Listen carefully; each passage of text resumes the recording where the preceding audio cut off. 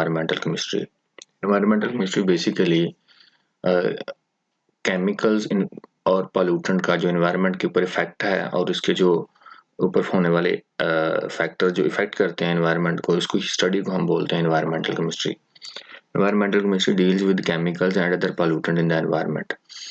Environmental chemistry deals with the chemicals and other pollutant in the environment. Next short question is what is atmosphere? Give the importance of gases. Atmosphere basically क्या है? Atmosphere layer of gases हैं जो कि अर्थ को surround किए रखते हैं, इसको हम बोलते हैं atmosphere. The layer of gases surrounding the earth is called atmosphere. इसकी इंपॉर्टेंस क्या है जी? इसमें जो है वो कौन कौन सी गैसेज हो सकती हैं? ऑक्सीजन है, कार्बन डाइऑक्साइड है, नाइट्रोजन है, वाटर वेपर्स है। Oxygen is required for breathing. Oxygen जो है ये आपको सांस लेने के लिए ज़रूरी है। Carbon dioxide is required for photosynthesis. Carbon dioxide जो है फोटोसिंथेसिस के लिए चाहिए होती है। और नाइट्रोजन जो है that is used by the nitrogen fixing bacteria. Water vapours जो है ये रिस्पॉन्सिबल होते हैं for all type of life sustaining on the earth.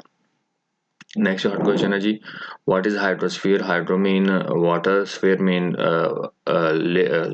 Circle, यानी कि वो अर्थ का पोर्शन जो कि वाटर को सराउंड किए रखता है उसको हम बोलते हैं हाइड्रोस्फीयर। तो हाइड्रोस्फीयर में क्या क्या शामिल है? वाटर बॉडीज सारी तरह की, ओशंस हैं, रिवर्स हैं, लेक्स हैं, ग्लेशियर्स हैं, ग्राउंड वाटर रिजर्वायर हैं। तो जो परसेंटेज ऑफ वाटर है in the different water bodies जो है उसकी कुछ इस तरह से परसेंटेज है कि ओशन के अंदर 97% है, पोलराइज कैप्स के अंदर जो है, और ग्लेशियर्स में जो है फ्रोजन फॉर्म में 2% है, और only 1% water is available as fresh water, जिनको आगे आप जो है वो एग्रीकल्चर, डोमेस्टिक पर्पजेज में और इंडस्ट्रीज में यूज़ करते हैं। इसका मेजर पोर्शन जो है वो एग्रीकल्चर पर्पजेज के लिए ही यूज़ होता है। नेक्स्ट शॉर्ट क्वेश्चन है जी व्हाट इज लिथोस्फीयर? लिथोस्फीयर क्या है? तो ये बेसिकली ज़मीन के अंदर 100 किलोमीटर गहराई तक जो रॉक की क्रिस्टल्स होती हैं उनको हम बोलते हैं लिथोस्फीयर। लिथोस्फीयर की जो है 99.5% लिथोस्फीयर का जो मैस है वो ज़मीन के अंदर 100 किलोमीटर गहराई तक जो रिजिड रॉकी अर्थ क्रस्ट होती हैं उसको हम बोलते हैं लिथोस्फीयर। इसकी जो कंपोजिशन है 11 एलिमेंट्स हैं जो उसका 99.5% बनाते हैं। इसमें ऑक्सीजन 46% है, सिलिकॉन 27% है, यानी कि मेजर ऑक्सीजन ही है। एल्यूमिनियम 8% है, आयरन 5% है, कैल्शियम 3% है, सोडियम 2.83% है, पोटाशियम 2.5 है, मैग्नीशियम 2% है, titanium, hydrogen and phosphorus less than 1% है। Next short question is what is biosphere? Bio mean life, sphere mean circle. वो अर्थ का सरफेस, वो अर्थ का रीजन जो कैपेबल करे हैं, जो लाइफ को सपोर्ट करता है, इसको हम बोलते हैं biosphere. What is ecosystem? The smaller unit of biosphere which consists of community of organisms and their interaction with environment. Living things and with their non-living thing component जो है this is your ecosystem। तो ये जो इसका interaction है इसको हम बोलते हैं biosphere, ecosystem। The smaller unit of biosphere which consists of community of organisms and their interaction with environment, इसको हम बोलते हैं जी ecosystem। The smaller unit of biosphere which consists of community of organisms and their interaction with environment. What are pollutants? Pollutants क्या हैं? हर वो chemical substance जो बुरी तरह ह्यूमन हेल्थ को, क्वालिटी ऑफ लाइफ को और natural functioning of the ecosystem को डिस्टर्ब करे उसको हम बोलते हैं पॉल्यूटेंट। इसमें सल्फर डाइऑक्साइड है, सल्फ्यूरिक एसिड है, सल्फर ट्राइऑक्साइड है। इंपॉर्टेंट पॉइंट है टाइप्स ऑफ पोल्यूटेंट दो हैं, प्राइमरी पोल्यूटेंट है और सेकेंडरी पोल्यूटेंट है। ऐसे पोल्यूटेंट जो directly chimneys of the industrial units and exhaust of the automobile से निकलते हैं उसको हम बोलते हैं प्राइमरी पोल्यूटेंट। इसमें सल्फर डाइऑक्साइड है, सल्फर ट्राइऑक्साइड है, अमोनिया है, कार्बन मोनोऑक्साइड है। सेकेंडरी पोल्यूटेंट ऐसे पोल्यूटेंट है which are through various reactions, यानी कि primary pollutant through various reactions जो है वो प्रोड्यूस करते हैं सेकेंडरी पोल्यूटेंट। मसलन ये प्राइमरी पोल्यूटेंट एनवायरनमेंट में अगर सल्फर डाइऑक्साइड या सल्फर ट्राइऑक्साइड की फॉर्म में मौजूद है तो मुख्तलिफ रिएक्शन से सल्फ्यूरिक एसिड में, इस तरह कार्बन मोनोऑक्साइड, कार्बन डाइऑक्साइड में, फिर कार्बोनिक एसिड में चेंज हो जाए तो ये सेकेंडरी पोल्यूटेंट है। Discuss the poisonous effect of carbon monoxide. Carbon monoxide का पॉइजनस इफेक्ट ये है कि ये हाईली पॉइजनस गैस है और ये सफोकेशन यानी कि सांस लेने में प्रॉब्लम करती है। जब इसकी कंसंट्रेशन जो है एनवायरनमेंट में या किसी कमरे में या किसी जगह पे जो है किसी सिस्टम में बढ़ती है तो ये क्या करता है, ये ब्लड हेमोग्लोबिन से मिलता है, जहाँ पे ऑक्सीजन नहीं मिलना था हेमोग्लोबिन से, वहाँ पे कार्बन मोनोऑक्साइड मिलेगा। वो क्या करेगा, ये ऑक्सीजन को हमारी बॉडी से जो है रिमूव कर देगा, जिसके नतीजे में सफोकेशन में पहले थोड़े सांस लेने में प्रॉब्लम आती है, फिर जो है वो अल्टीमेटली अगर ये प्रोसेस लॉन्ग टर्म हो जाए तो फिर इवेंचुअली जो है वो डेथ हो जाती है। शुरू में तो इसमें आपको फटीज होगी, मतलब सर दर्द होगी, थकावट होगी, और इवेंचुअली जो है इससे डेथ हो जाती है। How oxides of sulphur act as pollutant. तो जो ऑक्साइड्स ऑफ सल्फर है इनकी पंजेंट ऑर्डर होती है और ये वेरी इरिटेटिंग और ये सफोकेटिंग होते हैं। ये सल्फेट एरोसोल्स प्रोड्यूस करते हैं जो कि सीवियर रेस्पिरेटरी प्रॉब्लम करता है among the older peoples.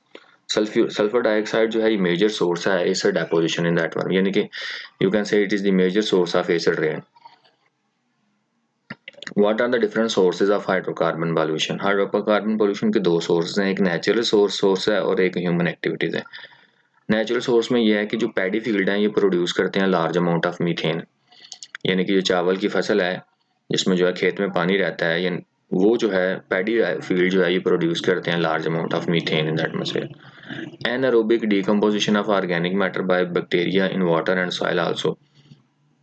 Anaerobic decomposition जो है वो ऑर्गेनिक मैटर की, ये भी जो है मीथेन या हाइड्रोकार्बन प्रोड्यूस करते हैं। ह्यूमन एक्टिविटी से क्या होता है, the major source of hydrocarbon emissions are automobile, यानी कि burning of fossil fuels, you can say petroleum, coal और वुड जो है ये अभी इनकी भी जब बर्निंग होती है, इनकी भी जब कंबशन होती है, ये भी कार्बन, ये भी जो है वो हाइड्रोकार्बन का जो है वो अहम सोर्स होते हैं।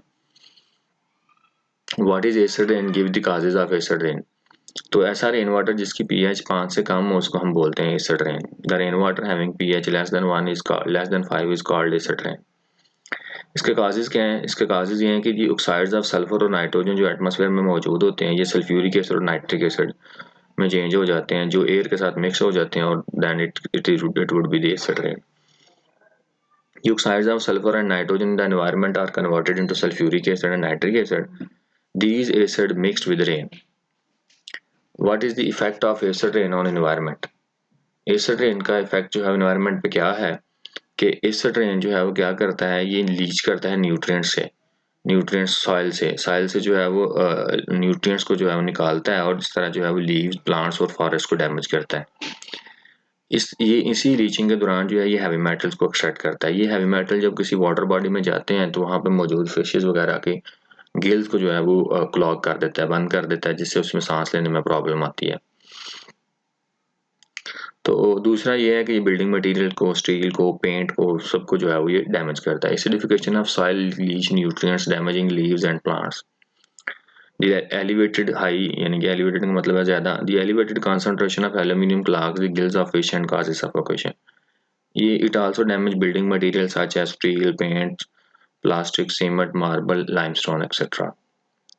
नेक्स्ट शॉर्ट क्वेश्चन है what is smoke, give the different types of smoke. तो smoke is the combination of smoke and fog. इसकी दो टाइप्स हैं, रिड्यूसिंग स्मोक या जिसको हम बोलते हैं क्लासिकल स्मोक, और दूसरा है ऑक्सीडाइजिंग स्मोक जिसका दूसरा नाम है फोटोकेमिकल स्मोक।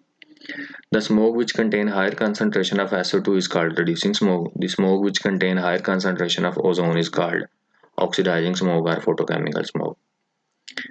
ये इसकी करेक्टरिस्टिक्स क्या हैं जी फोटोकेमिकल स्मोक या स्मोक की। इट हैज़ अनप्लेजेंट ऑडर, इसकी जो है वो बड़ी बुरी सी बदबू होती है। It has yellowish brownish grey hedge which is found by the reaction of pollutant. ये पॉल्यूटेंट और वाटर के ड्रॉपलेट से जो है ये कलर येलोइश ब्राउनिश ग्रेज है जो है वो प्रोड्यूस होता है। ये फोटोकेमिकल स्मोक की जो है वो एग्जांपल है।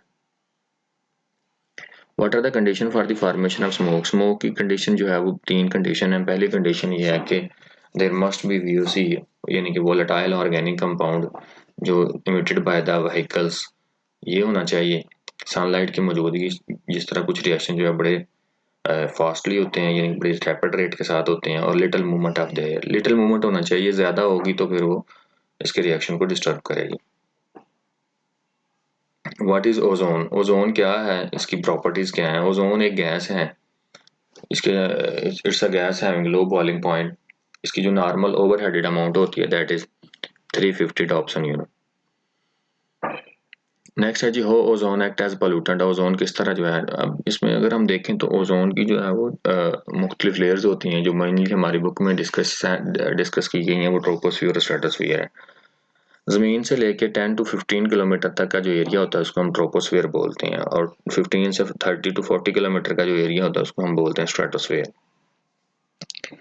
अब ozone is the blessing only if it is present in the stratosphere. अगर ये स्ट्रेटोस्फियर में मौजूद है तो ये ब्लेसिंग है, लेकिन अगर ये यहाँ पे हम रह रहे हैं यानी कि 0 से 15 किलोमीटर एरिया में होगी तो ये फायदे की बजाय नुकसान पहुंचाएगी। तो यहाँ पे हम बात कर रहे हैं कि किस तरह जो है वो ओजोन एज एक्ट करता है pollutant in troposphere. It as pollutant and causes various health problem. ये डैमेज करता है आइज को, एग्रेवेट एस्थमा को इंक्रीज करता है, इलास्टिसिटी ऑफ लंग टिश्यू को डिस्टर्ब करता है, harmful to plants and other materials को, रबर की इलास्टिसिटी को रिड्यूस करता है। इसके बाद है जी व्हाट इज ओजोन होल। तो ओजोन होल बेसिकली जो है वो ओजोन की थिकनेस का स्ट्रेटोस्फीयर में पोलर रीजन के अंदर जो है वो स्प्रिंग सीजन के अंदर कम होने को हम बोलते हैं ओजोन होल। ओजोन होल क्या है कि ओजोन की मिकदार का कम होना, उसकी थिकनेस का कम होना स्ट्रेटोस्फीयर के अंदर, इसको हम बोलते हैं ozone hole. The depletion of the ozone layer in the stratosphere over earth's polar region during September November is called ozone hole. Explain temperature variation in troposphere due to ozone. जैसे मैं पहले बात की है कि ओजोन की दो layer हमारे यहाँ पे बुक में डिस्कस हुई हैं, एक ट्रोपोस्फियर और दूसरा स्ट्रेटोस्फियर। अब ट्रोपोस्फियर क्या था, 0 से लेके 15 किलोमीटर तक का एरिया। स्ट्रेटोस्फियर क्या था, 15 से 40 किलोमीटर का एरिया। अब हम बात कर रहे हैं कि ये जो है ओजोन जो है इसके अंदर टेम्परेचर वेरिएशन यानी कि ट्रोपोस्फियर और स्ट्रेटोस्फियर में इसकी टेम्परेचर वेरिएशन क्या है। जैसे जैसे विद एल्टीट्यूड यानी कि जैसे जैसे हम जो है ट्रोपोस्फियर में नीचे से ऊपर की तरफ मूव करते हैं तो उसका टेम्परेचर जो है वो डिक्रीज करता है, यानी कि 15 degree centigrade to -56 degree centigrade. उसकी वजह यह है कि ज़मीन सूरज से आने वाली जो रेडिएशन है वो ज़मीन से टकराने के बाद जब वो री इमिट होती हैं तो ज़मीन के करीब वाला एरिया जो है वहाँ पे टेम्परेचर जो है वो ज़्यादा रहेगा, जबकि ज़मीन से जैसे जैसे आप ऊपर चले जाएंगे तो उसका टेम्परेचर जो है वो कम हो जाएगा। स्ट्रेटोस्फियर में जो है ये टेम्परेचर इंक्रीज करता है विद हाइट। उसकी वजह यह है कि स्ट्रेटोस्फियर में ऑलरेडी ओजोन प्रेजेंट होती है जो ऑब्जॉर्व करती है अल्ट्रावायलेट रेडिएशन, और इस तरह जो है वो टेम्परेचर वहाँ पे ज़्यादा ही हो जाता है with altitude. How oil spillage affect the marine life. Oil spillage जो है वो सीवियरली अफेक्ट करता है मरीन लाइफ को, खासतौर पर उसमें मौजूद जो सॉल्युबल एरोमेटिक कंपाउंड्स होते हैं जिनमें कार्बन की तादाद 10 से कम होती है, वो जो है वो बुरी तरह मुतासर करते हैं। वो क्या करते हैं कि सरफेस के ऊपर जो है वो मतलब ऑयल आ जाएगा, जिसकी वजह से सूरज की रोशनी जो है वो नीचे प्लांट्स तक नहीं पहुंचेगी, जो ना पहुंचने की वजह से फोटोसिंथेसिस का अमल जो है मरीन सिस्टम में नहीं होगा, और उसके नतीजे में जो है डिजॉल्व्ड ऑक्सीजन और फिर अल्टीमेटली पहले जो है वो बाकी भी लाइफ जो है वो मुतासर होगी। तो जी light transmission through the surface of the water is affected by oily layer. In this way the photosynthesis of the plant and dissolved oxygen water is decrease. Important point है जी how detergents are threaten to the aquatic animal life. Detergent जो है ये widely use होते हैं as a cleaning agent के तौर पर इंडस्ट्रीज में भी और घरों में भी। इसकी मिकदार जो है वो वेस्ट वाटर के अंदर जो है डे बाई डे, यानी कि वेस्ट वाटर यू कैन से कि ये सीवरेज वाटर या जिसमें जो है वो इंक्रीज कर रही है, या वाटर बॉडी के अंदर जो है इंक्रीज कर रही है। अब इसकी जो मिकदार इंक्रीज करने के नतीजे में क्या होता है, लेड, कैडमियम और मरकरी जो है वाटर के अंदर जो है बढ़ जाता है। So detergents are widely used in industries and household as a cleaning agent. The amount of detergents in wastewater are increasing day by day. The detergent content of the water increases heavy metals such as lead, cadmium and mercury in the water. What is dissolved oxygen? ये तीन factors हैं जो quality of water को जो है affect करते हैं। Dissolved oxygen यानी कि DO, BOD biochemical oxygen demand, COD chemical oxygen demand. अब डिजॉल्व्ड ऑक्सीजन क्या है, डिजॉल्व्ड ऑक्सीजन जो है वो एक ऐसा पैरामीटर है अगर जो वाटर की क्वालिटी को जो है वो डिटरमिन करता है।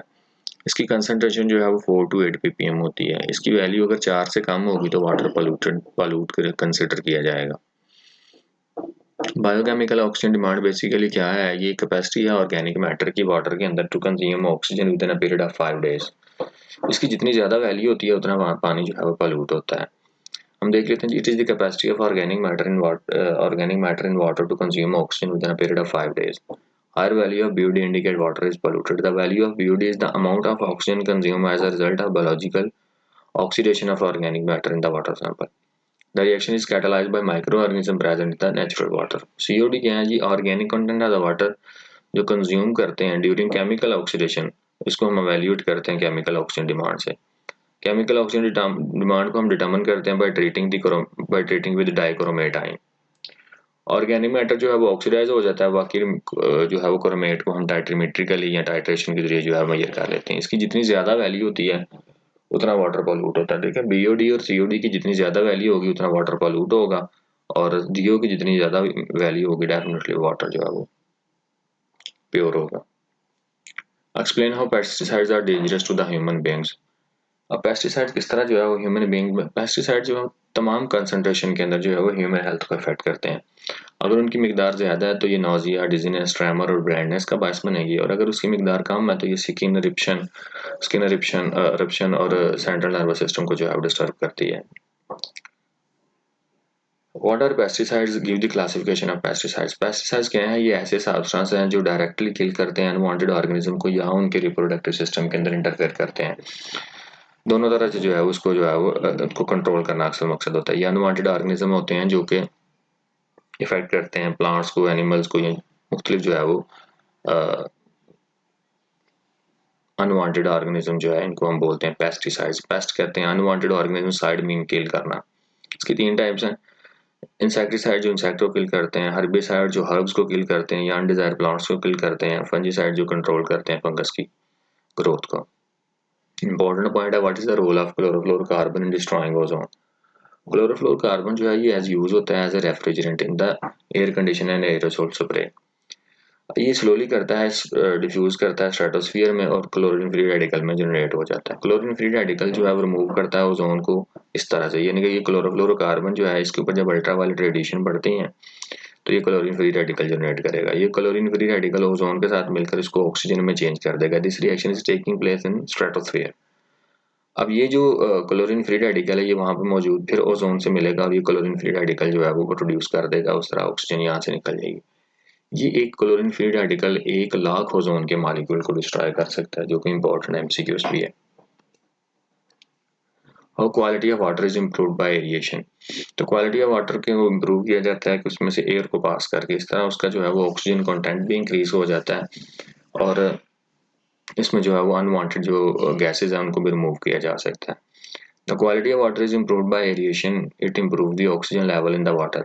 In this process, air is passed through the water to remove the dissolved oxygen such as H2S.